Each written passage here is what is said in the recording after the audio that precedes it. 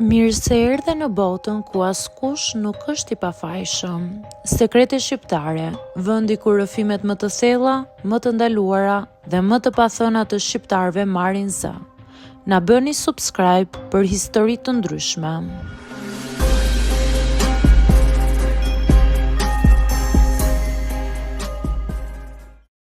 Ja rëmbeva të dashurin shoqes time më të mirë. Nuk e kam menduar kur se do të arrija të bëja një gjë të tillë. Kam mbajtur gjithmonë kokën lart, duke u munduar të jem një njeri i drejtë, të mos lëndoj ata që më duan dhe i dua. Por tani, kur kthej kokën pas, më vjen vështirë të besoj që ajo që e quaja motër, shoqja ime e ngushtë, tani më urren. Dhe ndoshta me të drejtë, sepse i mora të dashurin. E di që tingëllon brutale dhe e neveritshme, tradhti në formën më të pastër, dhe po, ndoshta është ashtu. Por nuk ishte diçka që e planifikova. Ishte thjesht diçka që ndodhi, diçka që më doli jashtë kontrollit. Po e tregoj. Unë dhe Era ishim shoqe prej gjimnazit. Ishim nga ato që e dim njëra tjetrën si pëllëmbën e dorës. Nuk ishte sekrete mes nesh asnjëherë. Flinim të njëra tjetra, dilnim bashk, planifikonim pushime, festa, gjithçka. Ishim të pandara. Kur filluam fakultetin, unë ndam për herë të parë. Ajo shkoi për juridik, ndërsa unë për ekonomi. Por lidhja jonë mbeti po aq e fortë. E gjithë jeta ime kalonte përmes saj. Ajo ishte krahu im i djathtë, mbështetja ime vetme. Dioni, i dashuri i saj, hyri në jetën tonë pak pas fillimit të vitit parë. Ishte nga Durrësi, tip simpatik, me batuta, pak i ftohtë në fillim, por tërheqës. Kur ma prezantoi më tha me shaka, na u ri Era, ka gjetur burr, dhe unë i qesha. Në ato muajt e parë, ishte çdo gjë çfarë mund të kërkoje nga një shoqe e ngushtë. Ishte me një partner të dashur, kishte kohë për mua, i shija bashk dhe i admiroja. Ndonjëherë madje më vinte edhe pak inat, sepse ajo nisi të më linte pas dore, pa e kuptuar. Nuk më merrte më aq shpesh, ishte gjithmonë me të, edhe kur dilnim bashk, telefoni nuk i ndalej nga mesazhet me të.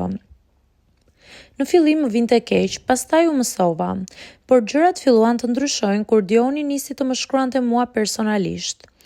Fillimisht për ndonjë ndihmë me ndonjë projekt, ndonjë shaka rreth Erës, por pastaj bisedat nisën të bëheshin më të shpeshta. Ishin të çuditshme, plot insinuata, por kur direkt. Më bënte komplimente që as Era nuk më kishte bërë ndonjëherë. Në fillim e shmangja, pastaj fillova t'ja kthej. Pa vedi ndoshta, apo ndoshta thjesht nuk doja ta pranoja çfarë po bëja. Ndodhi natën e ditëlindjes së një shoqeje të përbashkët. Ishin ftuar të tre. Era nuk erdhi sepse ishte sëmur, ndërsa unë shkova me Dionin. Kishim pirë pak dhe ai më propozoi të dalim pak jashtë për ajër. Ulëm në një stol përballë rrugës kryesore dhe biseduam gjatë. Kishim ndjesinë sikur njiheshim prej vitesh.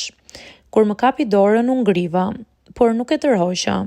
Kur më puthi për një çast, unë ndjeva e gjallë, dhe për herë të parë në jetën time nuk mendova për askënd tjetër. Jo për Erën, jo për atë që do vinte më pas, vetëm për atë ndjesi, dhe u dorëzova plotësisht. Nuk u ndalëm aty. Filloi një lidhje e fshehtë, e errët, e lodhshme, por e pamundur për t'u ndalur. Takime të shkurtra nëpër makina, mesazhe natën vonë, net me faj, me eksitim, me frikë. Dioni më thoshte se nuk kishte më ndjenja për Erën, se ajo kishte ndryshuar, se nuk e ndjente më veten mirë me të. Më thoshte që me mua ishte vetvetja. Dhe unë, si e marr, e besoja. Ose doja ta besoja që të ndjesha më pak fajtore. Por çdo ditë që kalonte, faji më rritej. Më shinte në sy, më tregonte sekretet e saj, më fliste për dyshimet që kishte për Dionin dhe më pyeste nëse e ndjente që po ndodhte diçka. Dhe unë, çdo herë e përqafoja më fort dhe i thosha se po e përfytyronte, se Dioni e donte. E gënjeva, ballë për ballë, sy për sy. Ajo e kuptoi gjithçka një natë. Ishte një gabim i Dionit, kishte haruar të fshinte një mesazh timi në WhatsApp. Një mesazh që s'kishte nevojë për shpjegim. Nuk dua më të fsheh asgjë, më mungon. Të nesërme në mëngjes më dërgoi një zë që më ndau zemrën. I kishte ikur zëri mezi fliste. Vetëm më tha: Nuk më dhe thik pas shpine, por më dhe thik në fyt. Dhe aq, nuk më foli më kurrë. Dioni nuk reagoi shumë, u treguai ftohtë, tha se nuk donte dram. Pasi era e mbylli me të, mendova se do të ishim bashk pa fshehtësi, por lidhja jonë, që ishte ndërtuar mbi gënjeshtra, nisi të kalbej që në fillim. Ai nuk ishte më i dashur, nuk ishte më ai person që më kishte bërë të ndjesha e veçantë. Në fakt, më bënte të ndjesha e përdorur.